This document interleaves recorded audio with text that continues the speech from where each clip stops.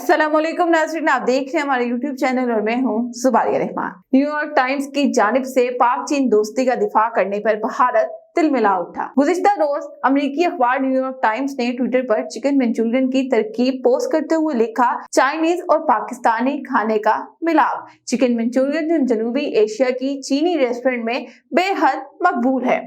अमरीकी अखबार में इस तरकीब के साथ डिश की इब्तिदा के मुतालिक मुसन्निफा ज़ैनब शाह ने लिखा कि 90 की दहाई के अवाखिर में पाकिस्तान के शहर लाहौर के रेस्टोरेंट सिनकुआंग में कई तजर्बात के बाद चिकन मंचूरियन का यह वर्जन तैयार किया गया।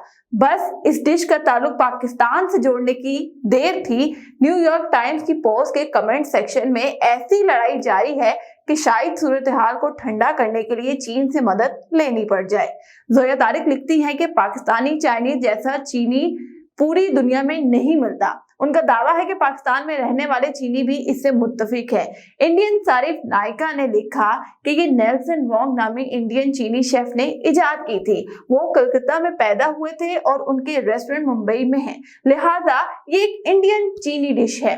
मनीष नामी सारिफ ने न्यूयॉर्क टाइम्स पर इल्जाम लगाया कि आपकी मुसन्निफा पाकिस्तानी है, तो इसका मतलब ये नहीं कि आप इस डिश को पाकिस्तानी कह दें। बैटमैन नामी सारिफ ने न्यूयॉर्क टाइम्स पर तंज करते हुए लिखा, ये न्यूयॉर्क टाइम्स है या कराची टाइम्स। भारतीय मीडिया ने अपने चैनल्स पर दिन रात पाकिस्तान मुखालिफ प्रोपेगेंडा करके अपने शहरियों को इतना हवास बाख्ता कर दिया है कि अब वो इस तरह की चीजों के बारे में इतने अदम तहफ्फुज़ का शिकार हो चुके हैं।